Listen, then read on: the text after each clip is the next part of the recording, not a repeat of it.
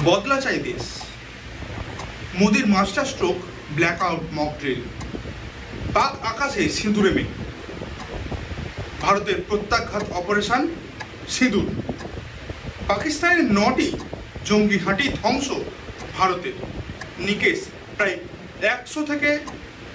80 থেকে 100 জন জঙ্গি, উদ্দেশ্য ভারতীয় সেনার প্রত্যাঘাত, একেবারে ঘরে ঢুকে মার যাকে বলে। মাত্র 14 দিনের মধ্যে কিভাবে বৃত্ত সম্পন্ন হলো বদলার, কিভাবে সম্পন্ন করলো ভারত। 22 এপ্রিল পেহেলগাঁওয়ে ঘটে যাওয়া নির্মম হত্যাকাণ্ড থেকে শুরু করে 6 মে মধ্যরাতের অপারেশন সিঁদুর, এই 2 সপ্তাহে কিভাবে পাল্টে গেল ভারত পাকিস্তান সম্পর্কের সমীকরণ, আজকের ভিডিওতে তাই জানাবো। পেহেলগাঁও হামলার প্রতিটি মুহূর্ত, ভারতের কূটনৈতিক সামরিক পদক্ষেপ, অপারেশন সিঁদুরের গোপন কাহিনী এবং এই অপারেশনের নামের পেছনে থাকা গভীর বার্তা। আমি অনিমেষ মণ্ডল চর্চিত থেকে আপনাদেরকে জানাবো এই অপারেশন সিঁদুরের পুরো মূল বিষয়বস্তু। তবে তার আগে অবশ্যই চ্যানেলটি সাবস্ক্রাইব করে রাখবেন এবং তথ্যবহুল এরকম আরও ভিডিও পেতে অবশ্যই চ্যানেলটির বেল আইকনটিও প্রেস করে রাখতে ভুলবেন না। পিছিয়ে যেতে হয় বেশ কিছুদিন আগে, 2025 সালের এপ্রিল মাস, কাশ্মীরের পেহেলগাঁও, যাকে মিনি সুইজারল্যান্ড বলে, সবুজ উপত্যকা, আপেলের বাগান, পাহাড়, শান্তিপূর্ণ পরিবেশ, এই সৌন্দর্যের মাঝেই ঘটে গেল এক বিভীষিকাময় ঘটনা, যা শুধু কাশ্মীর নয়, গোটা ভারতকে কাঁপিয়ে দেয়।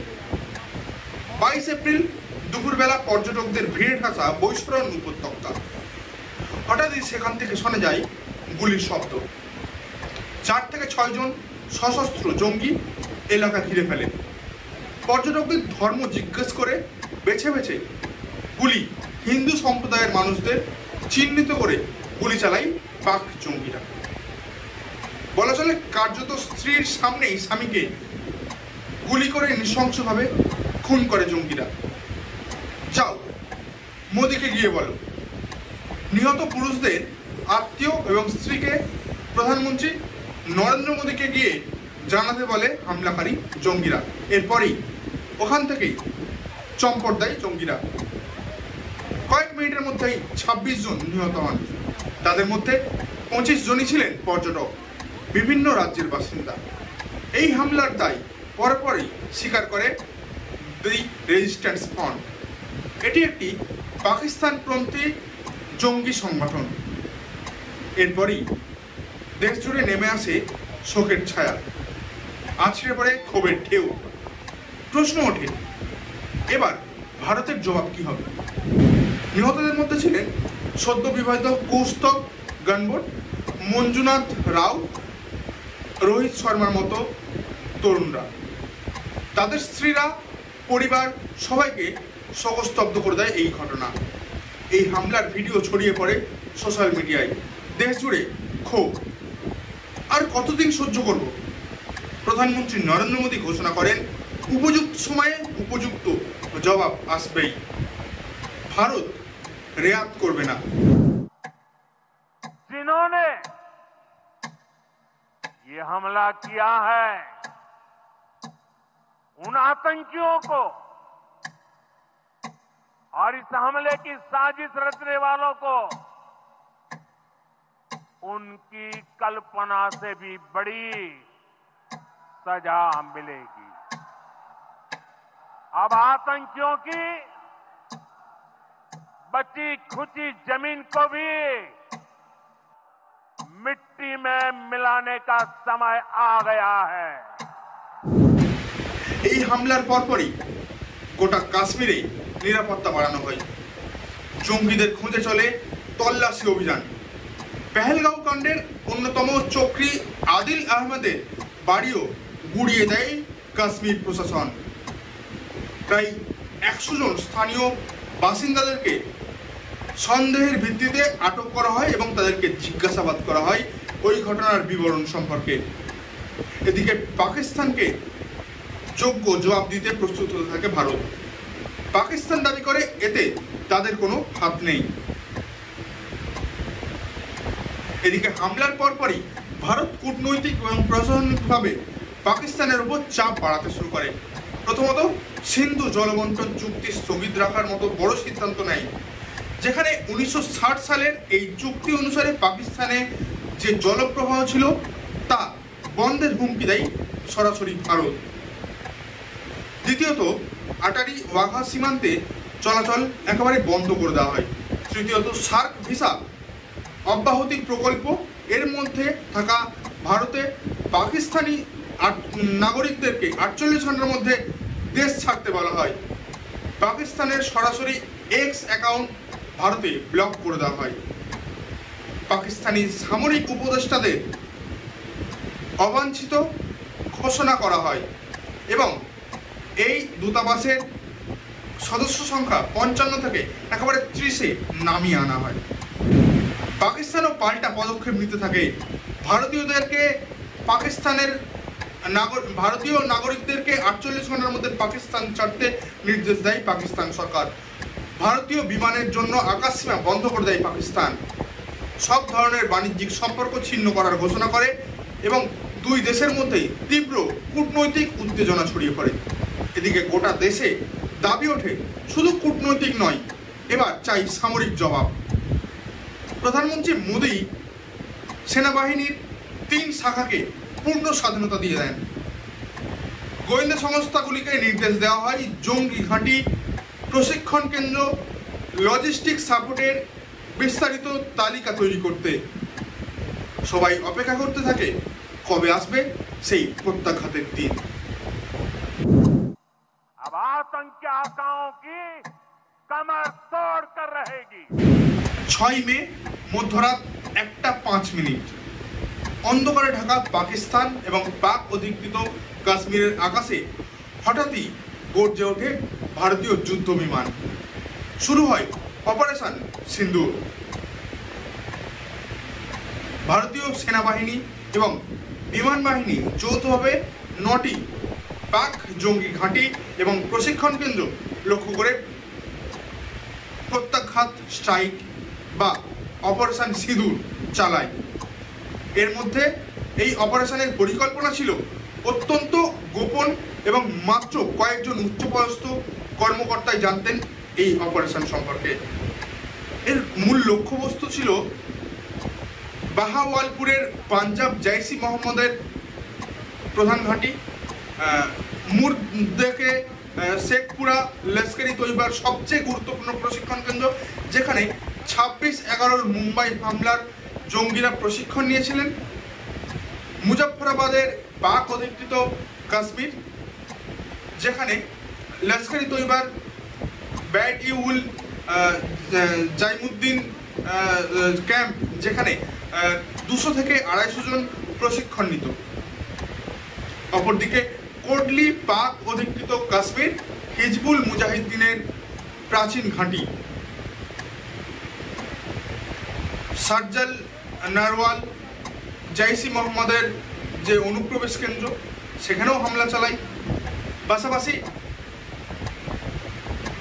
মাহমুনা জোয়া সিয়ালকোটের হিজবুল মুজাহিদ্দিনের অস্ত্র প্রশিক্ষণ কেন্দ্রে হামলা চালায় ভারতীয় সেনা।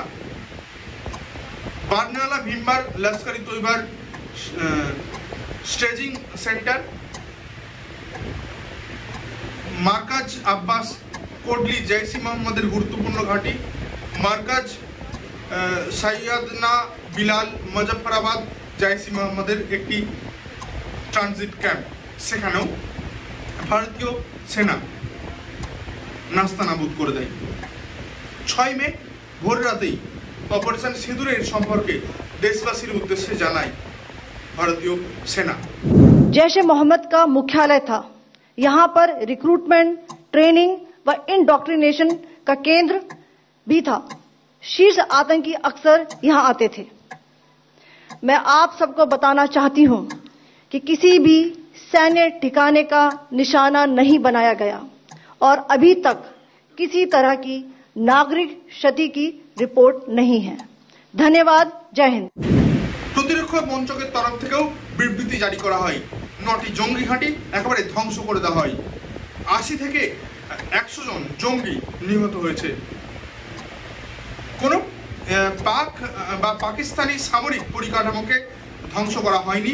অপারেশনটি ছিল মূলত অপারেশন সিঁদুর, আত্মরক্ষার্থে একটি প্রত্যাঘাত। শুধুমাত্র জঙ্গি পরিকাঠামো ধ্বংস করাই ছিল এই অপারেশন সিঁদুরের মূল লক্ষ্যবস্তু। পাকিস্তান হামলার পরপরই স্বীকার করে হামলার কথা, তবে দাবি করেছে এতে সাধারণ নাগরিক, শিশু ও নারী নিহত হয়েছে। পাকিস্তান সেনাবাহিনী দাবি করছে 5টি ভারতীয় যুদ্ধ বিমান এবং একটি ড্রোন ভূপাতিত করা হয়েছে, যা ভারত সরাসরি অস্বীকার করছে। ভারতীয় সেনার তরফ থেকে জানানো হয় এই ড্রোন আত্মঘাতী ড্রোন উদ্দেশ্যেই পাঠানো হয়েছিল, বা ফিদাইন ড্রোন বলা হয় এই ড্রোনকে। তবে পাল্টা পাকিস্তান তাদের নোংরা রূপ দেখাতে শুরু করেছে। ইতিমধ্যেই পাকিস্তান হামলা চালানোর জন্য হুমকিও দিয়েছে যে পাল্টা তারাও হামলার বা তারাও ক্ষমতা রাখে। এর মধ্যেই দেশ জুড়ে ছড়িয়ে পড়ে একটি আনন্দের, উচ্ছ্বাসের একটি আবহ। বিভিন্ন জায়গায় সেলিব্রেশনে মেতে পড়েন সারা ভারতীয় মানুষজন। এদিকে রাজনৈতিক নেতারাও সমর্থন করতে শুরু করে এবং অপরদিকে ফেক নিউজ ছড়িয়ে দেয় পাকিস্তানিরা সোশ্যাল মিডিয়ায় ছড়াতে থাকে একের পর এক ফেক নিউজ এবং ভুয়ো তথ্য। তবে এই অপারেশন সিঁদুর নাম রাখার পেছনে রয়েছে প্রধানমন্ত্রী নরেন্দ্র মোদীর একটি মাস্টার স্ট্রোক। এর নামের পেছনে রয়েছে একটি গভীর প্রতীকী বার্তা। হিন্দু সমাজে সিঁদুর বিবাহিত নারীর সম্মান এবং সৌভাগ্যের প্রতীক। পেহেলগাম হামলায় নিহতদের মধ্যে অনেকেই সদ্য বিবাহিত ছিলেন, যাদের স্ত্রীদের কপাল থেকে সিঁদুর মুছে ফেলতে হয়েছে। এই অপারেশন সিঁদুরের নামে ভারত বার্তা পাঠিয়েছে, যারা আমাদের বোনেদের, মায়েদের সিঁদুর মুছে দিয়েছে তাদের ভারত রেয়াত করবে না। নিহত কৌস্তভ গানবোটের স্ত্রী সঙ্গীতা বলেন, সেনাবাহিনীর অভিযান খুব ভালো হয়েছে। অপারেশন সিঁদুর নাম নিয়েও নারীদের সম্মান দেখানো হয়েছে। মঞ্জুনাথ রাওয়ের মা বলেন, আমরা আশা করেছিলাম প্রধানমন্ত্রী নরেন্দ্র মোদী কার্যকারী জবাব দেবেন। অপারেশন সিঁদুর নামটি একদম উপযুক্ত।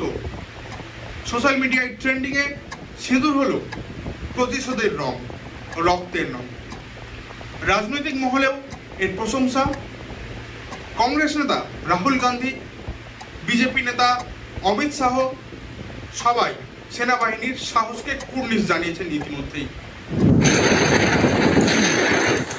वर्किंग कमेटी में हमारा डिस्कशन हुआ, पूरा समर्थन, full support to our forces, best wishes to them, much love to them, complete support from the Congress party and the Congress working committee. চৌকিদার নরেন্দ্র মোদীজি যা করেছেন তার জন্য ভারতবাসী হিসেবে গর্বিত। জাতীয় পতাকা নিয়ে আনন্দ মিছিল করা উচিত। পেহেলগাঁও কাণ্ড এবং অপারেশন সিঁদুর নিয়ে আন্তর্জাতিক মহলেও প্রতিক্রিয়া এসেছে। যুক্তরাষ্ট্রের প্রেসিডেন্ট ডোনাল্ড ট্রাম্প এই ঘটনার পর তিনি জানিয়েছেন, সন্ত্রাসবাদের বিরুদ্ধে ভারতের অধিকার আছে। তবে এই দুই দেশকেই দায়িত্বশীল আচরণ করতে হবে। চীন নিরপেক্ষ অবস্থান নিয়েছে, কোনো পক্ষকেই সরাসরি সমর্থন করেনি চীন। এদিকে রাশিয়া ভারতের আত্মরক্ষার অধিকারকে সমর্থন জানিয়েছে। বিশেষজ্ঞরা বলছেন, এই অপারেশন সিঁদুর ভারত পাক সম্পর্কের স্থায়ী পরিবর্তন আনতে পারে। তবে এই উত্তেজনা বাড়লে বড় সংঘাতের ঝুঁকিও রয়েছে। কাশ্মীরে সেনা বাড়ানো হয়েছে, ইতিমধ্যেই সীমান্তে বাড়ানো হয়েছে নজরদারিও। অর্থনৈতিকভাবে দুই দেশেই পড়তে পারে এর প্রভাব। বাণিজ্য বন্ধ, পরিবহন বন্ধ, সাইবার যুদ্ধের আশঙ্কাও উড়িয়ে দেওয়া যাচ্ছে না, বরং আরও বাড়ছে। হ্যাকারদের হামলাও বাড়ছে দুই দেশের সরকারি ওয়েবসাইটে।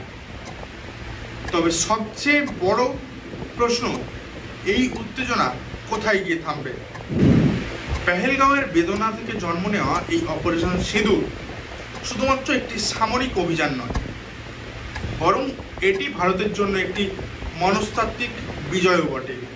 এটি একটি বার্তা যা এর মাধ্যমে ভারত বুঝিয়ে দেয় সারা বিশ্বকে ভারত এখন থেকে শুধুমাত্র প্রতিক্রিয়া নয়, প্রয়োজনে প্রত্যাঘাত করতেও জানে, প্রয়োজনে বিদেশের মাটিতে ঢুকেও জবাব দিতে পিছপা হয় না এখনের নতুন ভারতবর্ষ।